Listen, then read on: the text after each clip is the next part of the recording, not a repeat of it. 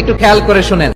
আল্লাহর 4টা নাম যদি প্রতিদিন পড়তে পারেন বা লিখে আপনার কাছে রাখতে পারেন, ইনশাআল্লাহ গ্যারান্টি সহকারে বলছি আপনার পৃথিবী বদলে যাবে। নাম্বার 1, ইয়া জাব্বারু। এর অর্থ হলো ভেঙে যাওয়া মন এবং ক্ষতিগ্রস্ত সবকিছুর মেরামতকারী। যদি আপনি মানসিক কষ্টে থাকেন বা মানসিক আঘাত পান, তাহলে ইয়া জাব্বারু পাঠ করুন, তাহলে আল্লাহ হৃদয়ে শান্তি দান করবে।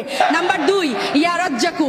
এর অর্থ শুধু খাদ্য বা সম্পদ নয়, বরং শরীর, মন, আত্মার জন্য প্রয়োজনীয় সবকিছু আল্লাহ তাআলা দান করেন।